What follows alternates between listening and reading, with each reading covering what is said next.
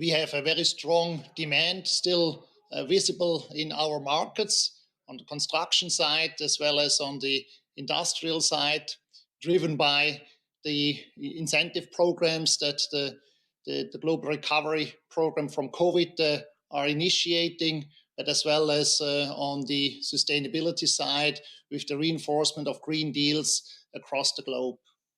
What's inflation like in terms of input prices for you right now? Because clearly we've seen a difficult environment from supply chain issues and the knock-on impact on higher prices. Are you able to pass those through this year? We have done so last year, and we will have to continue this year as the input costs still are increasing, and will probably also continue to do so at least to the middle of 22. We have been able to pass on most of the increases into our products.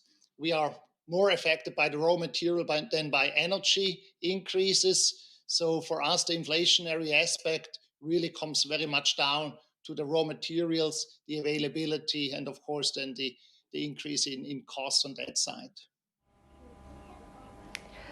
It's Karen jumping in. We were talking to a company this week that was not seeing any abating in the demand picture or necessarily around inflation in some of the hot sectors, namely in autos, for instance, where we're seeing this huge pivot toward electric vehicles. Is that the same story for you? If we look at the hot segments of your business, that inflationary story is still very much alive and well? On the automotive market, I mean, there we clearly see a backlog on the demand side or on the delivery side. 15 million cars could not be produced last year. The conversion to the e-mobility is ongoing and gaining traction, which is very favorable for us.